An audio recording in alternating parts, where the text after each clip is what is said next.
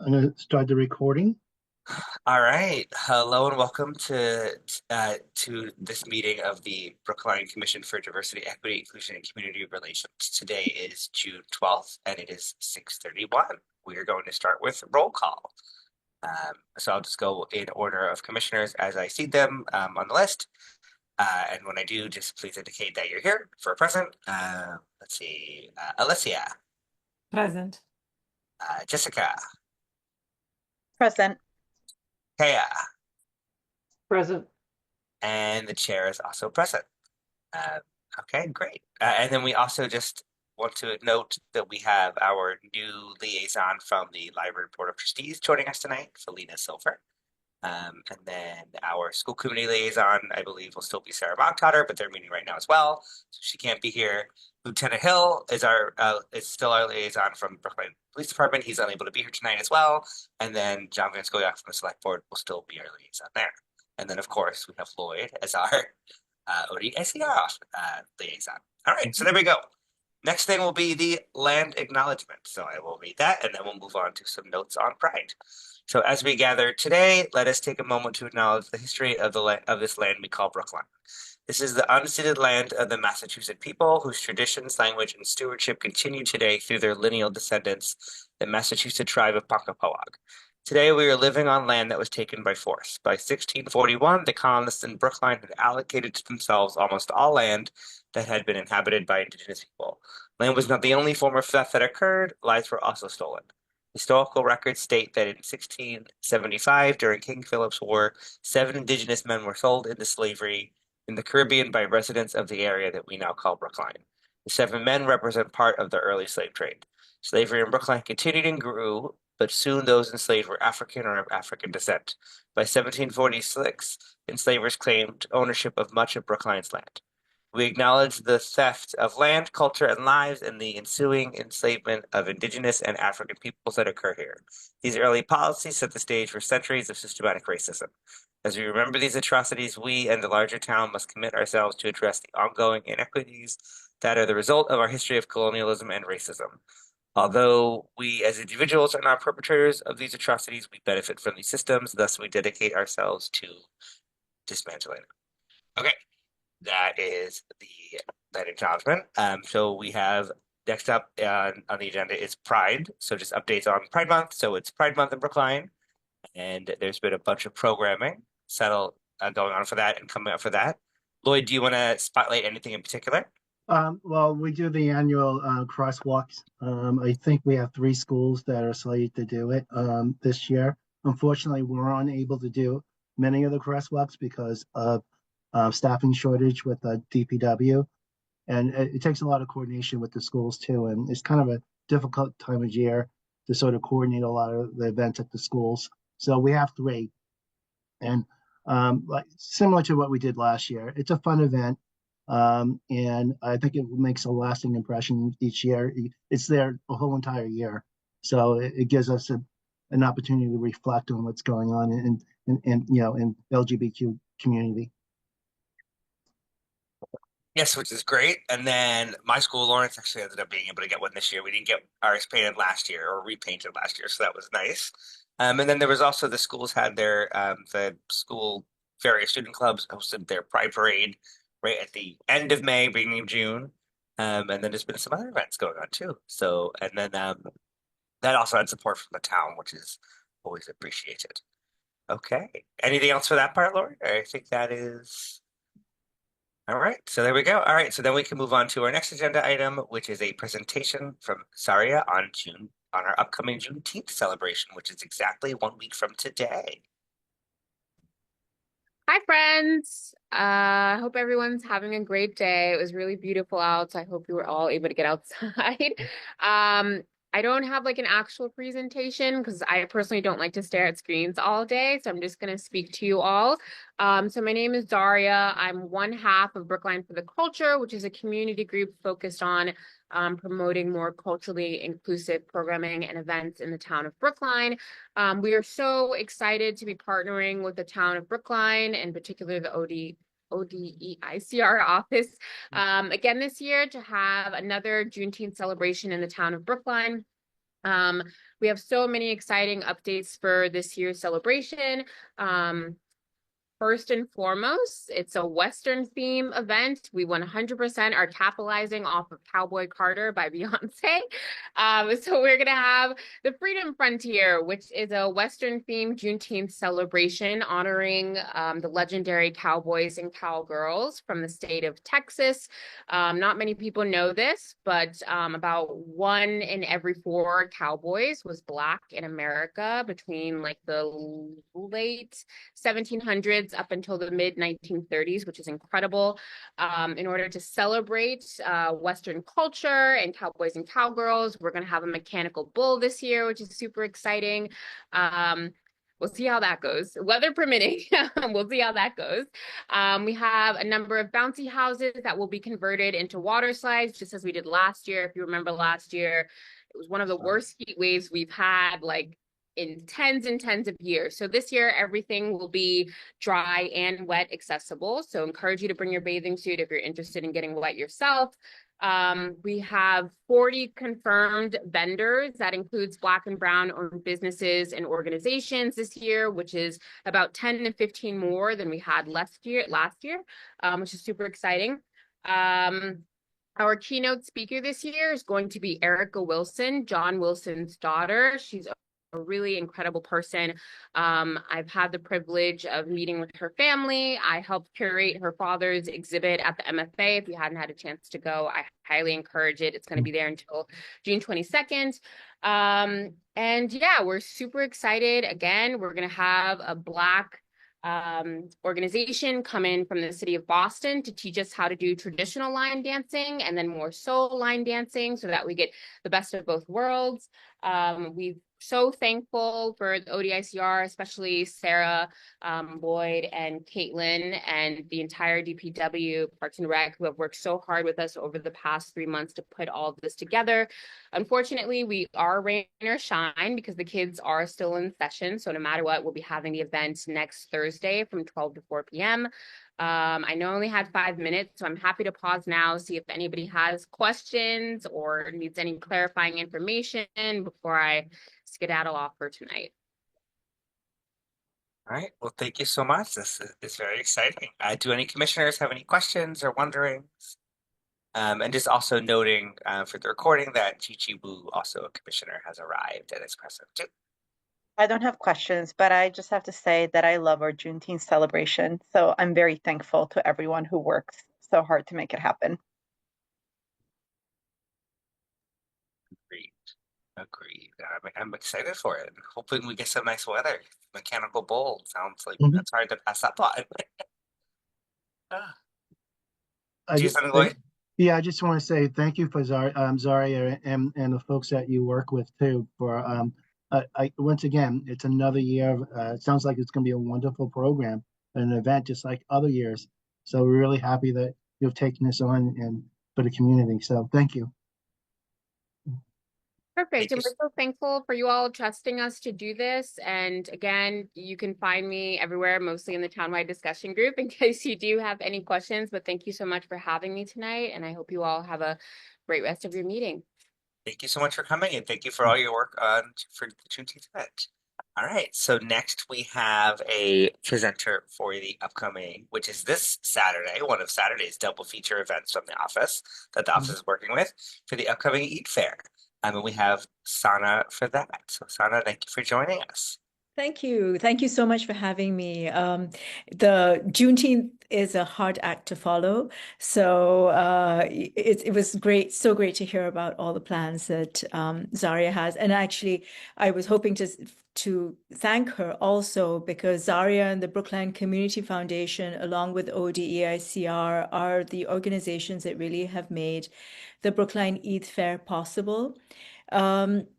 My name is Sana Haroon, and I am a member of a community here in Brookline. We call ourselves the Brookline Muslim Friends. So we're still not a registered organization, but we are growing in numbers. We're about 300 people, and we are mostly a social organization, really focused on building our networks with one another, supporting our youth. but also equally focused on community outreach, on engaging with our neighbors, on sort of celebrating this town that we all live in, and giving back also to our community. And that's both those sort of come together in this Eid fair. We hope to showcase with this fair the diversity and the cultures of the Muslim world and the many different Muslims who live here in Brookline, Muslims from North Africa, from Russia, from the United States of America, from really all over the world, and everybody with particular food cultures and material cultures that they celebrate and enjoy. And so the Eid Fair brings 16 vendors to the Brookline Town Hall. They will be selling silks and shawls, shoes, jewelry, crafts, and arts. We'll have a calligrapher who will write out people's names for whomever wants, and that calligraphy demonstration. And we'll have music playing. And that is themed around Arabic, South Asian, and North African music from the Muslim world. We have food vendors. We have somebody serving Uyghur cuisine, another serving Arab cuisine, and somebody serving Pakistani cuisine. And those food vendors were chosen sort of to also celebrate the range of Muslim food cultures, but also because they are halal certified. And so by bringing them here, we support their businesses, and we also support a wider Muslim community who's always looking for halal food options, and often aren't able to eat hamburgers or steaks or whatever, all the yummy things that are usually around to enjoy. And so this makes it possible for our community and also others to sort of celebrate these delicious foods and enjoy them. So that's our event. It's Saturday from 11 to 4 p.m. at the town hall.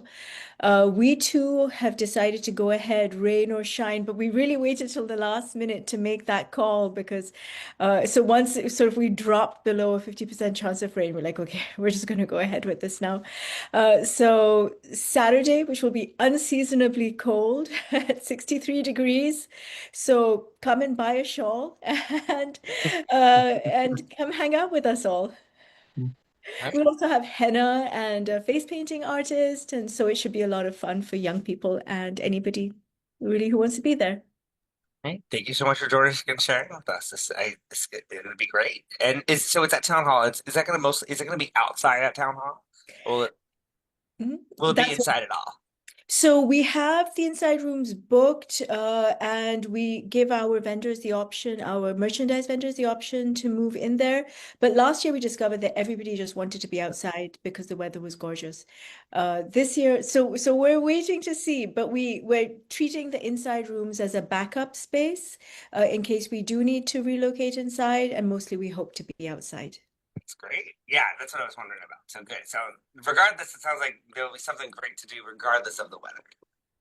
We hope so. Yeah, thank you. And thank you again to ODEICR, to Lloyd for all of your generous support and help along the way. And there's so many people who've supported this event, including DPW, and so many different people in the town, who just push through our requests and authorize so much to make this happen. So thank you to everybody. Thank you as well. Commissioners, do you have any questions or wonderings, comments before we move on to our next agenda item? I'm going to say congratulations for doing all of this, and well done to all the organizers. And you have 14 vendors. Maybe there will be more in the coming year. So congratulations. And to be honest, there is so much happening. I wish I could come to that, but but thank you. It's brilliant. Well done. Thank you. Thank you so much. I really appreciate it. And I'm going to run. Have a great meeting. Yes, thank you so much for joining us Thank you, today. Sarah. All right. So our next agenda item is just continued discussion of what we had discussed at our last meeting, which was in January, the school resource officers, and as well as a possible vote on a recommendation of the school committee. Again, if we had met in February, we would have sort of continued this conversation then. but we were unable to do so. And so just sort of for additional context, to frame it, the only major development on this front has just been that we had a school committee meeting after the after reorganization. One of the members asked for the school resource officers to be put on the docket again for discussion and possible vote on their end.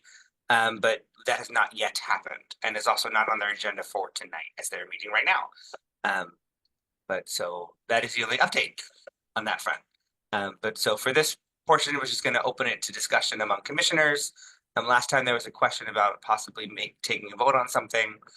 So creating the space for all of you to discuss that.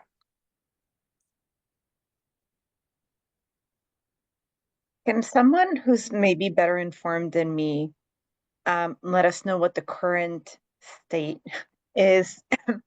I mean, because I just don't know whether what is on the website about our school resource officers is what's actually happening now. And of course, I know that there were recommendations from the Reimagining Police Task Force to eliminate school resource officers. So I'm just wondering if we can all kind of have the same background. I know that I remember when we started to debate this during our last meeting or the second to last meeting. It's been a really, really long time. But I personally could use a bit of a refresher of whether any changes have actually taken place. Yes. Okay. And then Alessia. So yes, Jessica. Then I'll go to Alessia, and then we can address just to see if Alessia wants to respond to that or something else. No, I mean, yes, I just want to again, completely agree with Jessica. Where are we at? And, has anything changed, right? That's the issue because we discussed this months ago. And just like Jessica, I mean, I don't know, you might have done the same. I went to see, has anything changed? So I went online to see if there was any, movement in relation to the various considerations that we had when we met. And to be honest, I couldn't see anything, right? So I didn't see any new knowledge that has been shared in relation to why that would be a good idea and who wants it, which was one of the concerns that we had, right? So, where did this come from? What evidence was there to support the need for this? And the responses to the various considerations around who's actually, what has been done and why would we need this again, right? And then there was the other consideration, which was, anyway, shouldn't we have a broader conversation in order to undo something that took quite a while to do and required a lot of community work, right, to get to that point. So, if something like this was to be dismantled, then one would expect the same level of, engagement and conversation and etc. So I was looking for, basically on these issues that we discussed last time to see if there was more on that. And to be honest, I couldn't find anything more, but that might be my research was not sufficient. So maybe other people have more knowledge that they have found in the meantime. So, I mean, I can tell you what has changed since our last meeting, and that is the composition of the school committee has changed. There's no new research, there's no new arguments. We had some discussion. Frankly, the decision isn't up to us. What we would vote on if we vote is a recommendation to the school committee. The school committee has new members, which in my opinion are less supportive of our mission of diversity, equity, and inclusion. As many of you know, they voted not only to eliminate the Office of Educational Equity, but when community members, including the Brookline Asian American Family Network that I'm the chair of the steering committee, as well as Brookline for Racial Justice and Equity, when basically Bridge raised most of the money, $180,000 to restore one of the positions, the school committee rejected that, and it rejected it in an even more negative vote. The original vote to eliminate the Office of Educational Equity was 5-4. This one was 6-3. And so I fear that this school committee similarly be inclined to restore SROs. I think if we want to say anything, we would probably need to take a vote soon. I don't know if it'll influence the current school committee. Today, they were supposed to have a vote to whether or not to accept funding for the days of racial reckoning, days of LGBTQ plus visibility, days, and apparently their community members rallying to get rid of those days because they don't think they're about education. So there really is an anti-DEI move alive and well in Brookline, and I fear that that will have an impact on the SRO vote. Yeah, and to Jessica's question as well, about like, there are still, I believe, 3 school resource officers assigned within the police department that interact with the schools on an as-needed basis, which requires approval from the superintendent.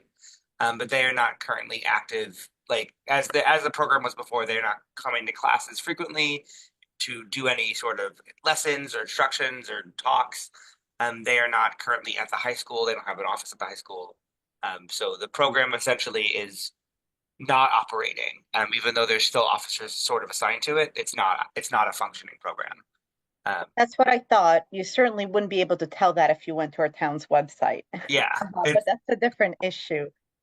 I will point out, in preparation for tonight, I read all of the pretty testimonials that they put on the website about how the schools love the school resource officers. And I did not find anything in there that I felt was compelling or moved me. I mean, I was on the original Reimagining Task Force committee, and I just remember, the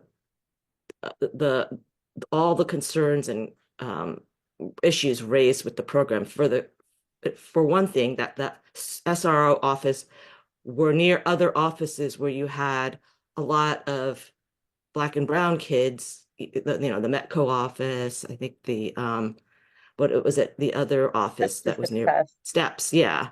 The fact that it was instituted sort of out of the blue.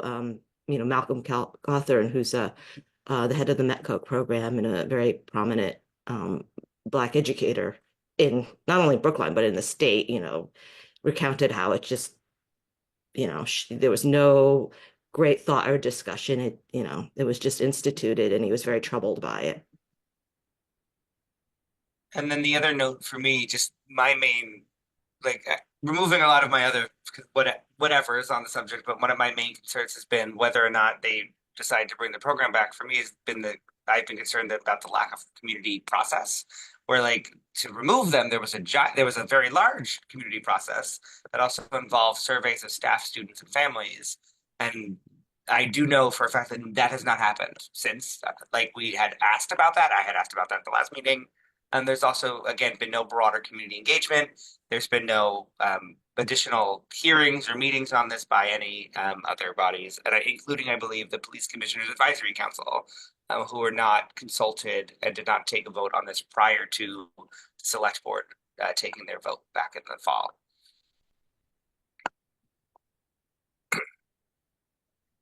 I think Kaya had a question. Oh yeah, Kaya, sorry. Yeah, so I haven't really looked into this for months now, but when I last heard the reasons that this was such a great idea to go back to it, none of them seemed very compelling to me. I mean, a lot of it was stuff that what they want them to do is act like social workers. I mean, another thing is, well, that's not their job. You can get a social worker to do that if that's what you want. I mean, I just don't know what they're supposed to do. And one of the things the police department really likes, and there's some merit to this, is that the police officers will know the kids and the kids will know them. And so what does that mean? I don't know. I mean, I'd like to see all the reasons that they think it's a good idea to go back to it. And but the ones that I have seen aren't helpful to me to make me think that this is actually a good idea, because there are other people who can fulfill those roles, and there are probably people already in the school who do that. I mean, some of the deans, like at the high school, were acting in certain respects like social workers and things like that. which they're more trained for doing. And the police themselves have said, well, we're not trained as social workers. Well, then don't take on that job. Anyway, that's my feeling on that. I need to see good reasons for why we should go back to this. I will say, Thank you, oh, Kay. Jessica, sorry, you're good. sorry, I'm just jumping in. I'm not No, that's following fine. This is a proper very unmoderated procedure. discussion. It's a smaller group, so it feels a little bit easier to just follow the flow. I would say that one of the things that proponents of the SRO program seem to cite is the possibility for police to be on site and assist with kind of de-escalation and diversion.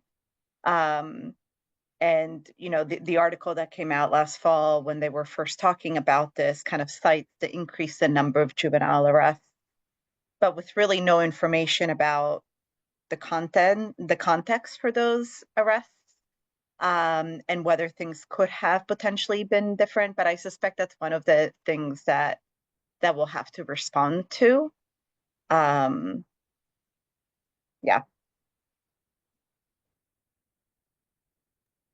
So Yeah, if thank you. I- Alessia, you're good. Yeah. yeah, so if I, as far as I could work out, those arrests actually were, so I think what I read was about these 20 people, 20 youngsters who basically were shoplifting. And I think it was 8 of them or whatever, something around that number, which actually were people of color who actually were, you know, put through the process, you know, the actual system of being arrested. So even then, and that had nothing to do with schooling. So they weren't on school ground and so on. So this is what I found in the official, you know, that basically is online. I think it was Brookline News. So, I mean, even that information is, you know, has nothing to do with schooling. It has to do with things that are happening, you know, in any town and anywhere. And also, additionally, there were issues around why is it if 20 people are stopped for the same offense or, you know, basically something similar, only the people of color are basically through the system and the other one is being, you know, given a kind of warning or whatever. I don't remember now exactly, but there was mentioning exactly of this kind of differential treatment in the article itself. Again, I'm just saying what I read, okay? So I haven't done, you know, a huge amount of research, but it is, I think it was Brookline News, and it can be found easily.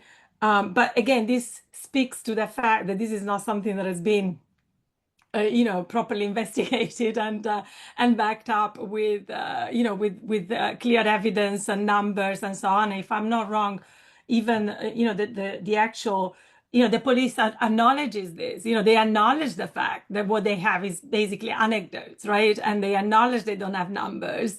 So I think there is an agreement on that. And I think for us, it's very important to say, but we do have numbers on the harm that these things can do in a community.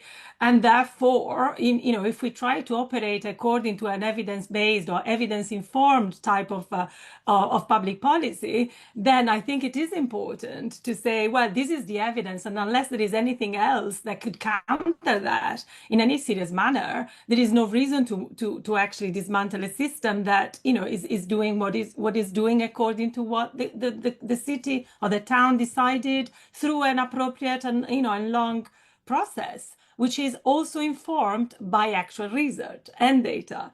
So I think this is very important because it's not about just the actual specific issue, which, you know, obviously seems like there is a consensus in this group, but it's also about process. You know what I mean? If we start dismantling things without evidence and without having, you know, community engagement and actual conversation, and we use this as a process to use every single time, then we are creating a precedent that is not, you know, democratic. You know, so I think, you know, it's both, right? It's both issues that I think are important, and at least they are important to me, and I don't think we should support something that is not following what would be the best way to go about things. And given that there is no actual urgency or need, or at least hasn't been at all demonstrated or shared, it just makes no sense to rush into reinstating something for which there is no need, there is no evidence for it, and there is and there is actually knowledge, proper scientific knowledge of the actual harm that these kind of things do. So, I mean, I don't know, it's very clear to me, but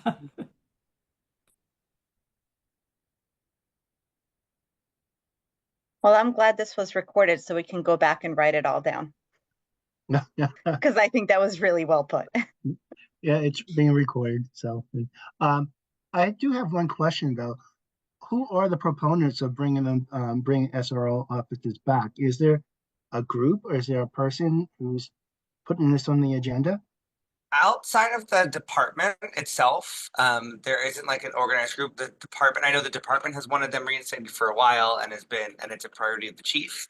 The school committee member that proposed that it be put on the docket as an agenda item was Jesse Hefter. And I will also add, again, there was never any publicized reason for this endorsement, but the police union did endorse two school committee candidates that both were elected in May as well. But again, that was never, there was no any statement as to why. But again, I don't know if there's like I think there's a bunch of people who are interested in seeing it coming back. But I don't think they're organized officially as a group or anything. And then I thought I was going to ask somebody something after that, but I don't know if I'm going to. Nope, never mind. can I just add something? I Yes. think, yeah, sorry. So I just want to clarify that I think for personally is very, very important that, and I'm very, very glad that the police is really trying to do, outreach and community engagement and all of that. And I completely support that. I think it's very important, and I think it's something that as a commission would be great to support in whatever shape or form we can. But that is, to me, very, very different from having a person who's harmed from the police to have an active role in a school. Like, for me, police don't really have a role, inside the school. They have a role as, part of the very, very, very important constituencies within the town. And therefore, they can be invited in, they can do training together, initiative with the school, all of that. That is absolutely key to the development and the educational journey of our kids, right? And I completely support that. But to me, it's very, very different from what is proposed, and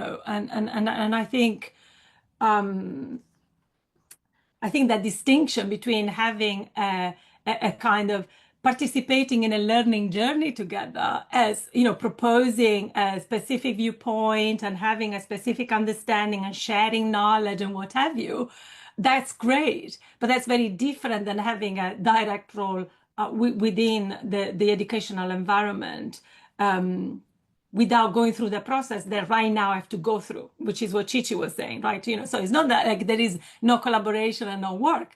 It's there, but it's in specific ways and according to a specific procedure, which, I think is absolutely fine. Different constituencies, different ways of working, and everyone stays in its own lane. It's just, I think, as it should be.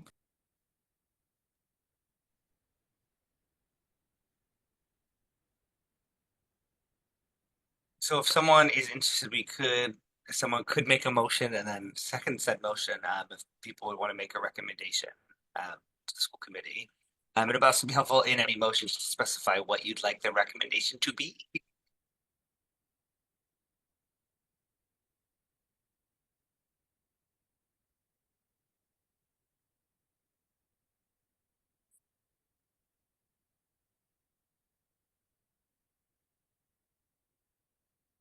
Do we want to straight up recommend not restoring the SRR program, or do we want to recommend a lot more community process?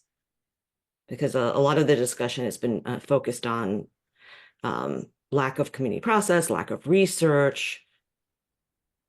You could do both. Like, one could recommend both. And again, you're also all free to discuss what you'd like to recommend before any motions are made too.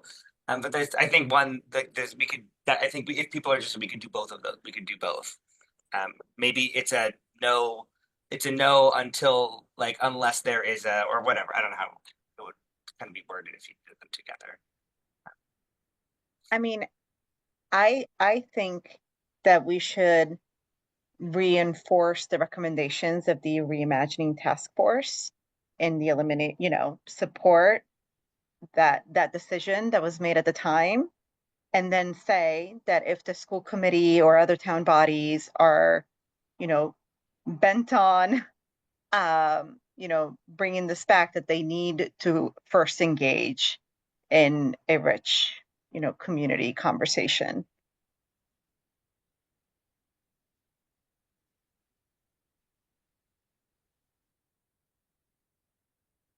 And in a write-up too, even if it's not the actual like motion that we vote, like that's voted on, I could still mention discussion, like included in the discussion leading up to the vote or regarding the vote.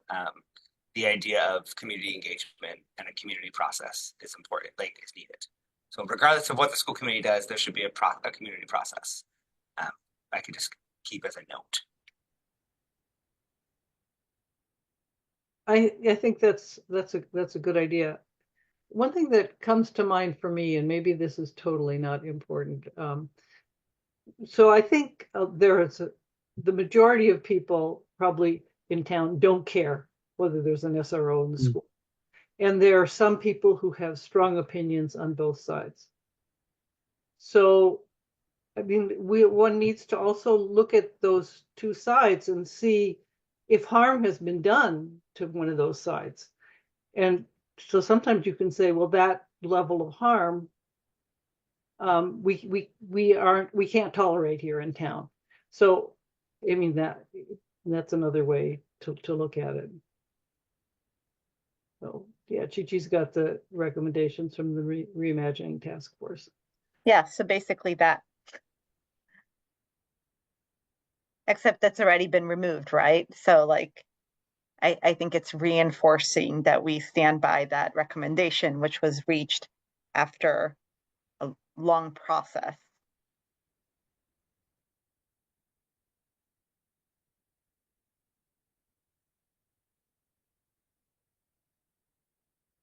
I can try drafting something that's modeled on this if you give me a few minutes. But you guys could keep talking while I'm drafting.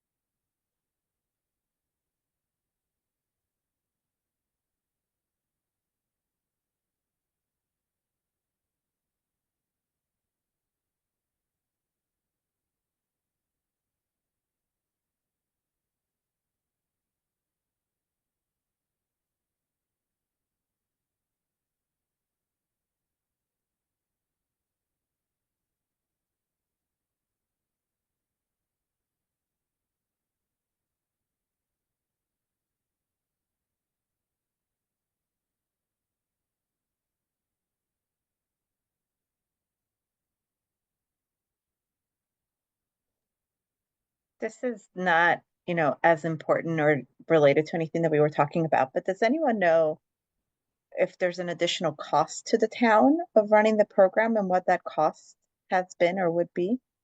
My understanding, based off of the last update that I heard, was that since the FTE, since the positions are already allocated in the police department budget, I don't think there would actually be a change because so even though the program was ended, the positions were never cut from the police department budget, they have held them in, like, they've retained them. So I don't think, like, I don't think there would be a change. I don't think. If they just reassign people, basically. Actually, I don't know if they ever unassigned them. I think they're still assigned officially. Some of them in the department too.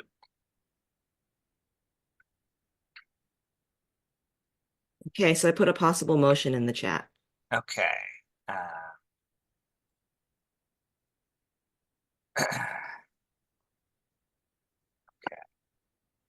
When after a little bit, do you want to take time to like make the motion, and then you can just like I motion to, and then read that? I don't know if anybody wanted to discuss, workshop, Yeah. edit. Yeah, I do have a question, Chi-Chi. You put the select board in there. I'm just wondering, do they have any authority here? No, to- and they already voted to reinstate. Okay. So, but at this point in time, all power is left with the school committee. All right, I can take that off. Yeah, good. Yeah, I as I said, I was modeling it on. Yeah, the original, which initially Yeah. did require select board action, I think. The only kind of question that I have in reading this is where we say, they're not trained educators. There's lots of other support staff that we think are appropriate to have in the schools. So I'm wondering whether, I mean, how do you want to edit it? I don't know, They're I'm trained just, education. They're not trained educators, social workers. What other roles are they not trained at?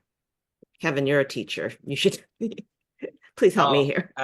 There's so many. I don't know. I think just like sort of a like a note that like they're not trained. Like there are alternatives. Like there's existing alternatives. There could be like other alternatives. Like because it's so broad. There's so many different things they fit into. We probably don't want to list all of them. But just like to meet student needs or something. Like there are alternative ways to be like there are alternative educators or alternative staff that are already hired to meet student needs or something. Professionals. Yeah, there we There go. are other Professionals. other professional ready to meet student needs or something like that, or dedicated to meet student need, something like that. or like youth development professionals, right? They're not trained educators or youth development professionals in the same way that like counselors and school social All right. workers and support staff. I just put educators, social workers, or otherwise professionally trained to meet student needs. Mhm. That's fine, I think. Maybe you can get rid of that last sentence. They're using them. Well, maybe, I don't know. I mean, that needs to be broadened then. Yeah. Is there something that could be said from the findings of the task force about how their presence, well, I mean, you say here undermines the pillars of safety and community. Maybe just saying their presence in schools undermines the pillars of safety and community that are necessary for students to thrive. Is that what was found at the? I guess that's the question, yeah.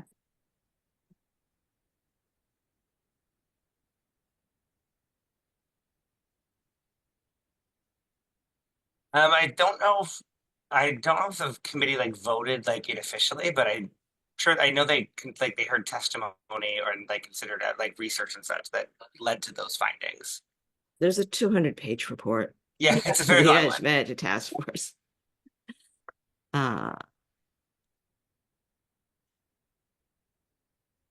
171 pages. Mhm.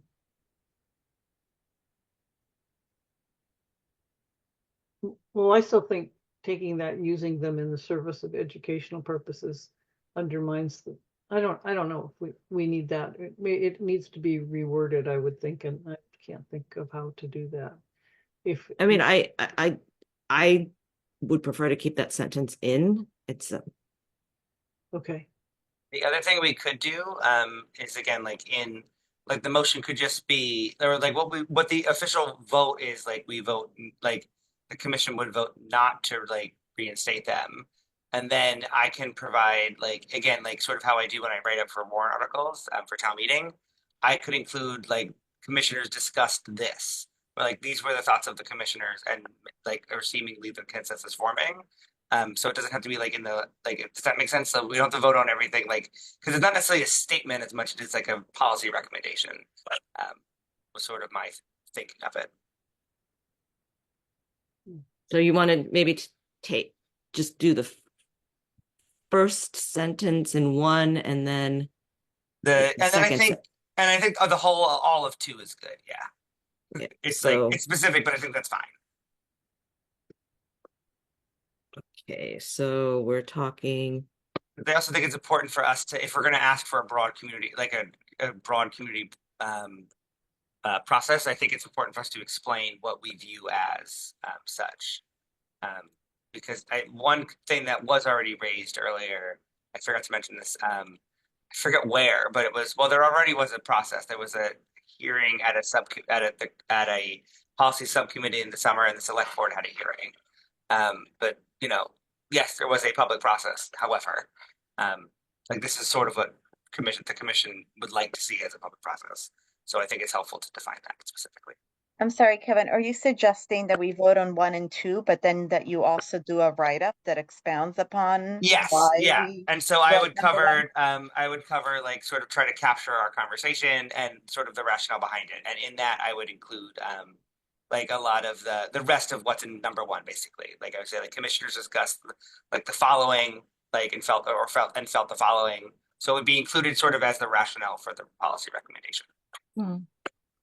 And I think having on that to, if you can make reference to the report, Yeah. especially, right? And Yes, the 170, and maybe even some of the references that are there of the actual, knowledge that we have on these issues.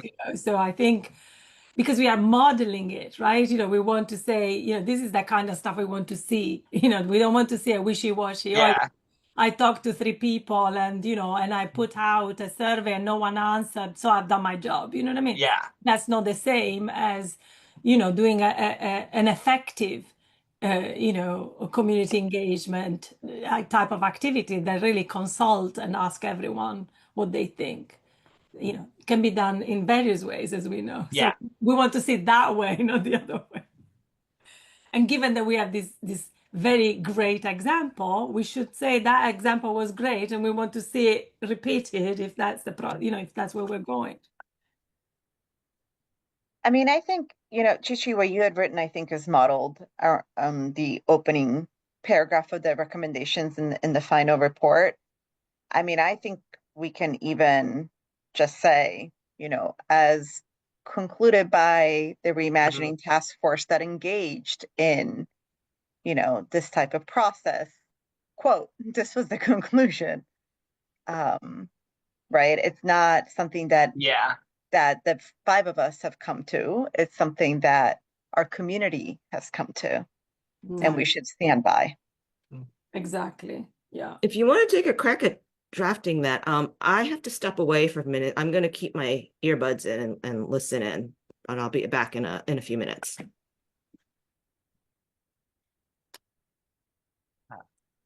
I also think too that's something that I can again just happy to put in the capture in the write-up I do. So notice the rationale. So for it. And then I can easily underneath just include I think quote we vote the motion could hypothetically be for number 1 we reaffirm the CDICR reaffirms the findings of the subcommittee or the committee to reimagine policing and as such recommends the school committee not reinstate the SRO program if that makes sense. So it could be like a combination of we affirm, the commission is affirming it, and as such, we recommend not to do this. Okay. And then the second, and then I would explain our rationale, and then in the type up, I would explain the rationale after that as to why that was the recommendation from the commissioners. And then additionally, we recommend that if you are determined to reinstate it, blah blah blah blah blah, like the rest of that rest of number 2.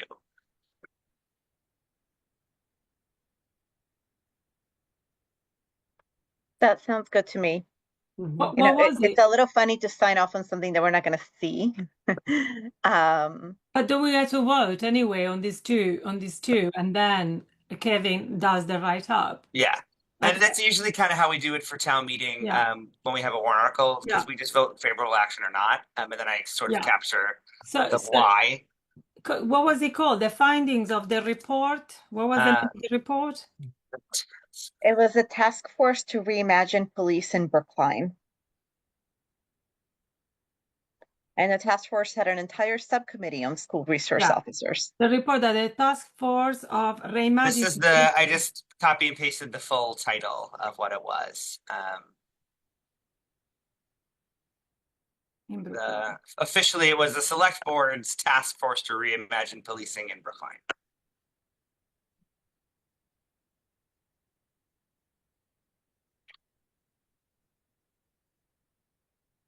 So if the motion was the commission reaffirms the findings of the report by the task force for reimagining police in Brookline and recommends to the school committee, blah blah blah, right? So we're basically capturing both of them. Okay.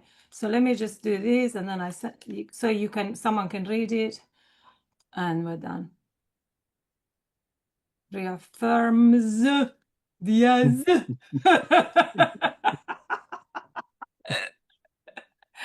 So that would be it, right? It reaffirms the finding of the RADA and recommends. Okay. There we Are you go. making a motion, Alicia? Well, I think we have to wait for Gigi to wait.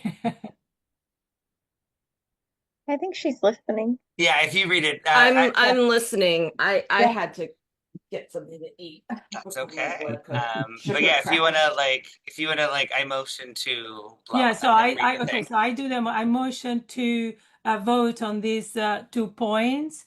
Do I have to read them? Yes, please.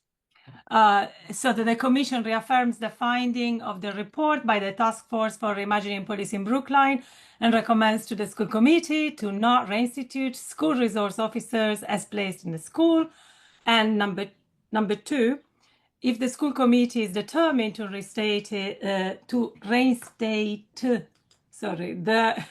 SROs, it must be after engaging in a community process as robust and as evidence-based, including surveys, as the process that led to their removal. Thank you. Is second there Anyone a that. motion? Okay. And we have a second from Jessica. I think that was. All right, so then we will do a roll call vote. Alessia, how do you vote? Well, I vote for. Thank you, Jessica. How about you? In favor. All right, so then Kaya In favor. and Chi-Chi.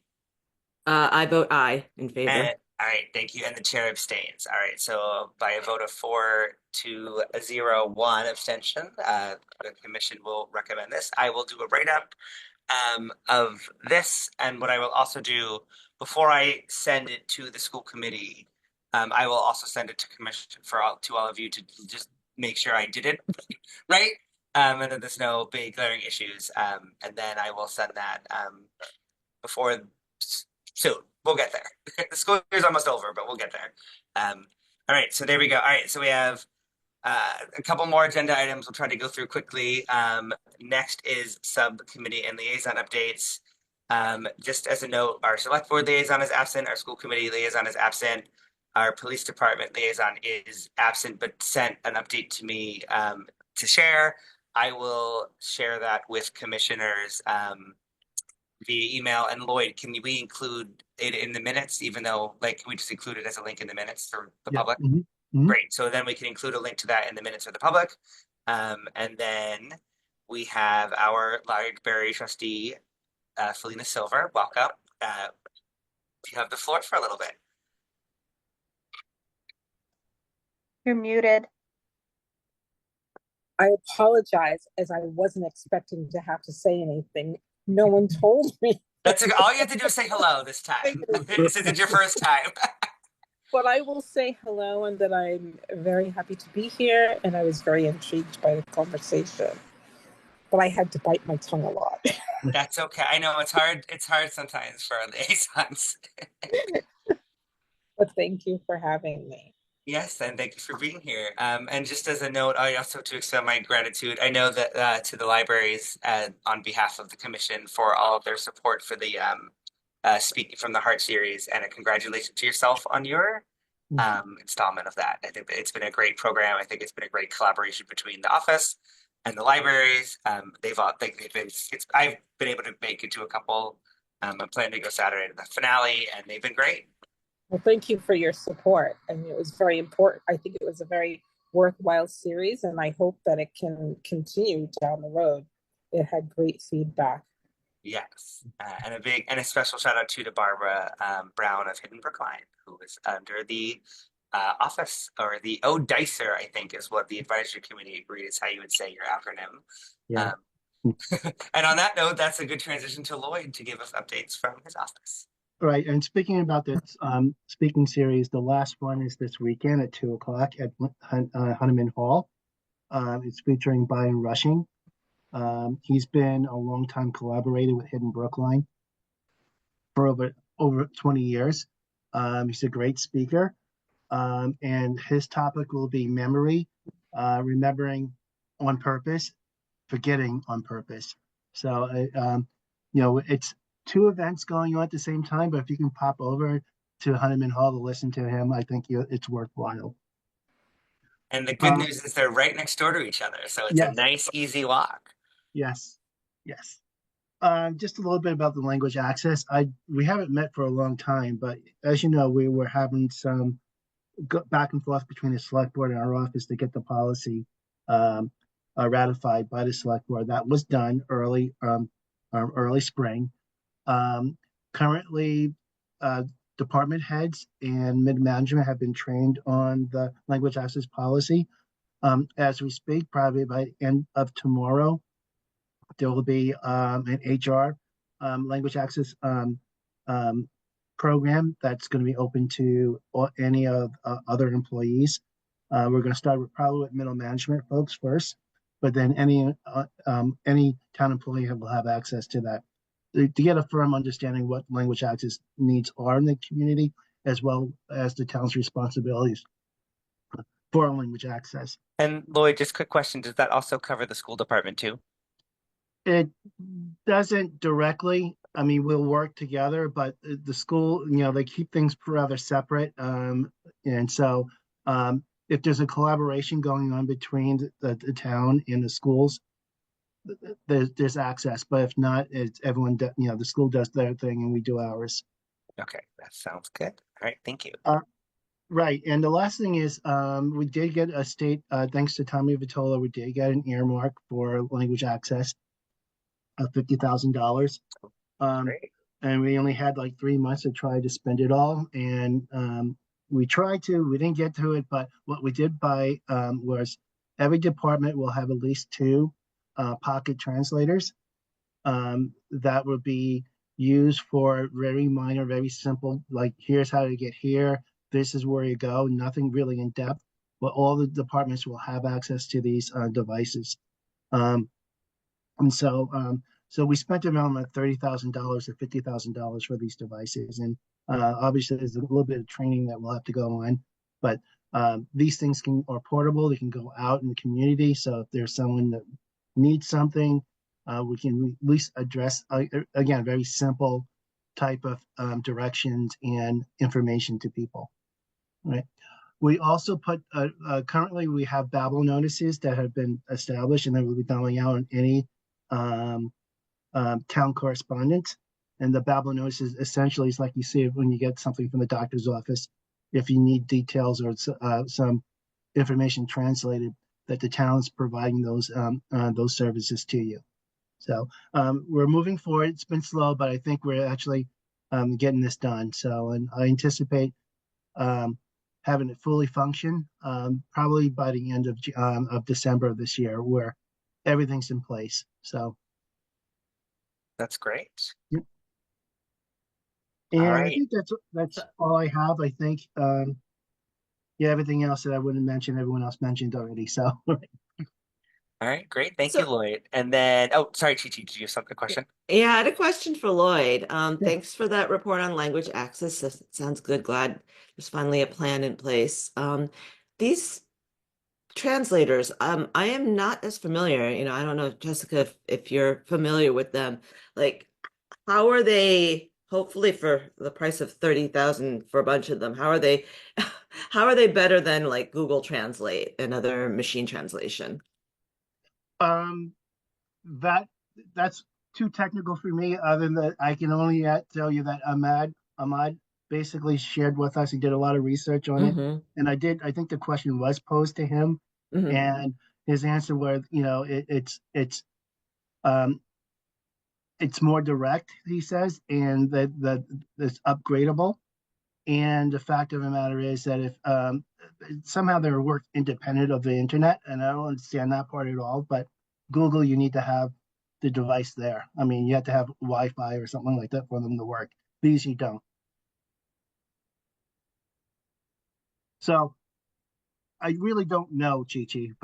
So I'm so wondering we can if find that out. So, if it would be worthwhile at a future meeting to have Ahmad come and say hello and maybe say a few words about the language access plan, how things are going, these new machines. yeah, I actually wanted him to come to not this meeting, but a subsequent meeting to actually chat about in more in depth about what's going on with language access.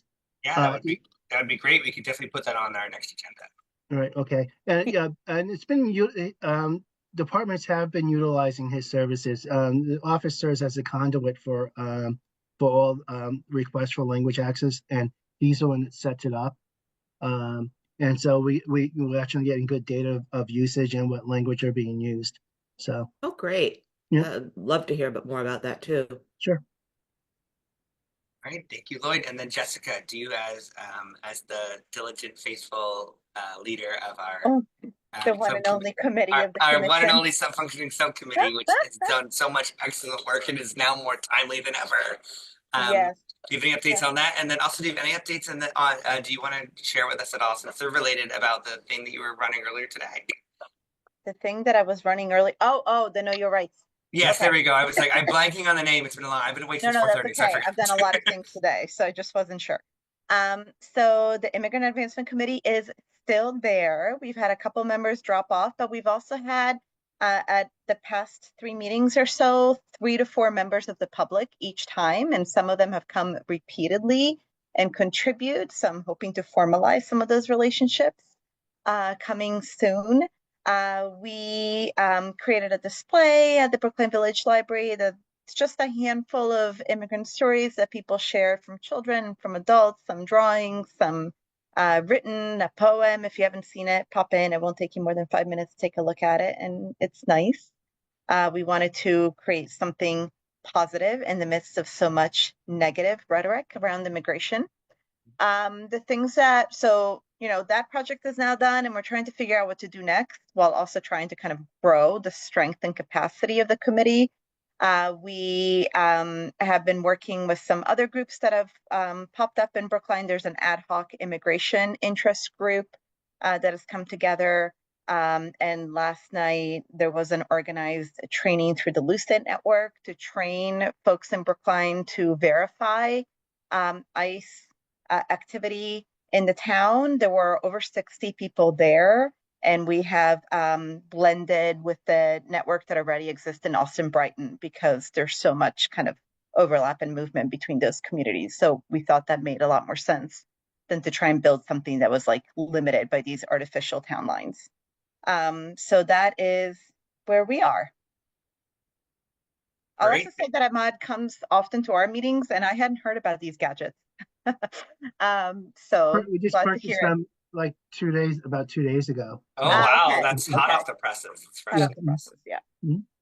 Great, Jessica. Thank you Oh, so and the much thing for earlier those. today, we had 100 folks from municipal staff from across the state. I don't know which towns and cities were represented, but many. And I covered basic Know Your Rights information. I also talked about some best practices in holding community events at a time of increased immigration enforcement. So Lloyd, we have a fact sheet that I created late last week on on the Mira website, which I'm happy to email you tonight. That just has some kind of like considerations for holding public events in communities where immigration enforcement may be a concern. That's great. And then Lloyd, is that something too that you'd be able to share with other like we'd be able to dissipate to other town departments too? Sure. Great. All right, there we go. So that's our subcommittee and liaison updates. We next have public comment on the agenda. So the chair will now open public comment. There are no members of the public currently in attendance.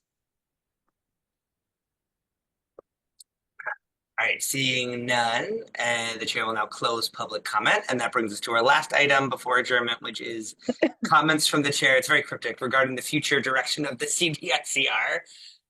And so on that front, that's just one that Lloyd and I have been talking about for a while now. We have ultimately, after our membership was decreased from 15 to 9, things have been easier. But we currently have 3 vacancies after 1 term expiration in November and 2 resignations following that have not been filled yet. So in order for us to meet, we have to have a quorum of 4, which is the minimum anyway. But that with only 5 active commissioners, that makes it kind of hard sometimes if 2 people have a conflict or 1 person already in a conflict, someone else has something come up. So I've been in communication with the select board about appointments. There's some interest in candidates that I have come across. There's some, when I last saw the Chair Bernard Green recently, he indicated that he had someone sort of in mind. So if you can join us at anyone that you know of would be a good fit, that would be helpful. And just one thing I also noticed, the website currently says there's only 1 vacancy open. So I'll reach out to Tiffany Olivia and see if that could be updated to reflect that there's the 2 additional resignations. And then the other wondering that Lloyd and I have had too for the commission is, again, knowing that it's been hard for the select board also to recruit people and appoint people, also a challenge for those of us on the commission who have tried that. Mary Ashkenazi, our former liaison, did a lot of work for recruitment, and it felt like, again, every time she found new people to fill the gaps, there were just as many gaps that followed. So it's a tricky on that front. So one of the wonderings that I've been thinking about and have discussed with Lloyd is possibly drafting a warrant article for fall town meeting that would reconfigure the composition of the commission slightly, in the fact that essentially, if you think about those 3 vacancies, we would sort of double dip from other commissions. So I'm on the naming committee as an alternate member, but I get to attend because our appointed member from the CDSCR, where we send a member, has not attended. And so that it's like 2 select board appointed members, and the rest are appointed by like Parks and Rec, appointed by the school committee, and they're from those commissions. So the idea for us would be maybe when we can identify what commissions, at my thinking, defaults to the ones under Lloyd's office. So things like, Lloyd, actually, is the youth council going to be under your office? Which one? No, it won't The be. youth council won't be under yours. No, Well, regardless, I would let someone from the youth council, someone from the council on aging, someone from the women's commission, someone from the disability commission, and we could even add a 5th too. Again, if there's other commissions and committees, boards, whose work is relevant, and it's a way for us to sort of double dip, so that the select board does not have to recruit as many people. But also what I like about it too is it helps us guarantee that there will be that perspective on the commission, which is something that we can't guarantee right now. That we can't guarantee that there's going to be someone from the background of disability on the commission. We can't guarantee that there's going to be, fortunately we're at a point where there's mostly women on the commission, which is wonderful. But that one's less of a concern. But like someone like the youth council, like we don't necessarily there's no guarantee there'll be a young person on it. There's no guarantee there could be a senior on it. So having that representation built into the makeup of the commission, I think would be helpful, and also would help us address quorum problems, and really help us get our subcommittees back and going. It makes it easier for us to be visible in the community. It also makes it easier. One of the things we talked about earlier was building relationships with boards and commissions. This would be one way, right, where it really streamlines that. No one's in a silo, and we sort of become a collection of the different commissions that sort of operate separate from each other, but all ultimately are working towards very important similar goals. And that's all for me. Apart from the fact that I'm not expecting us to meet in July or August. We usually don't. It's possible we might. I mean, again, as things change in the world around us, we might want to meet, and if so, we can work we can work towards that. But I would say the next date to save officially would be September 18th. That's the third Thursday of September, and then and then go back to your third Thursdays from September. I just lost it. September 18th.